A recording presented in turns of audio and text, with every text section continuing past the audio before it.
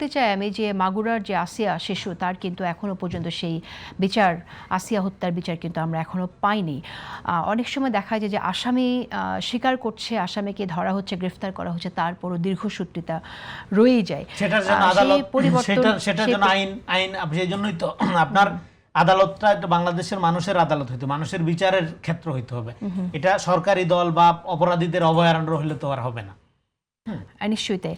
আমি ফারুক এহসান আপনার কাছে শুনি যে আপনাদের জোট, তো জামাতে যেহেতু সাথে জোটে আপনারা আছেন, জামাতের নেতাদের বিরুদ্ধে যে ধরনের অভিযোগ আসে তখন সেটা আপনাদেরকে কতটুকু আসলে প্রভাবিত করে বা নাড়া দেয় কতটুকু, আপনারা কিভাবে নেন সেটা?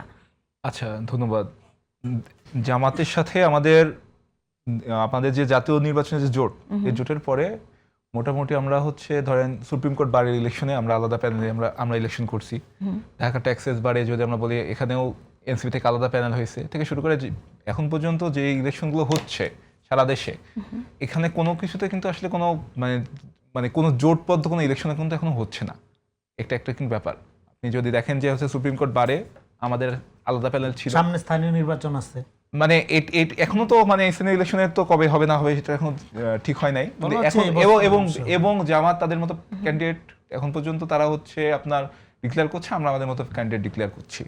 এটা একটা বিষয়। জামাতের সাথে আমাদের যে জোট, সেই জোটটা ছিল তিনটা উদ্দেশ্যকে সামনে রেখে।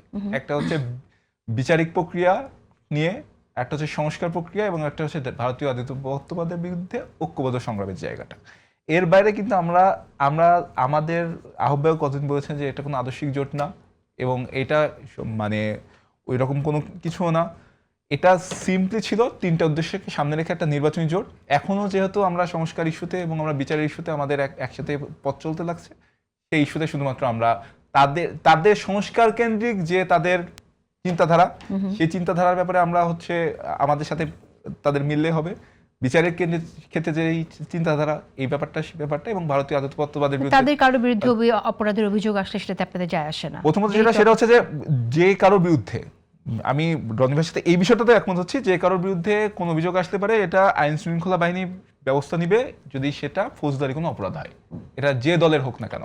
এই ক্ষেত্রে যদি এনসিপির কারোর বিরুদ্ধে অভিযোগ আসে, সেক্ষেত্রে ব্যবস্থা নিতে হবে। ফৌজদারি না হলে ফৌজদারি আপনার যদি এটা কোন অপরাধ সেটার উপর সেটা নির্ভর করবে।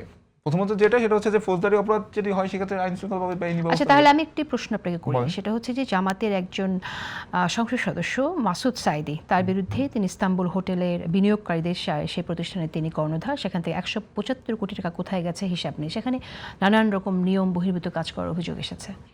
তো আমার মতে সরকারের যে আর্থিক নিরাপত্তা কেন্দ্রিক যে আমাদের আছে, বাংলাদেশ ব্যাংকের BFIU আছে, তারা এক্ষেত্রে তদন্ত করা উচিত। যদি এক্ষেত্রে তিনি দোষী হন, অবশ্যই তার বিরুদ্ধে মামলা করার মাধ্যমে তাকে শাস্তির মুখোমুখি করা উচিত।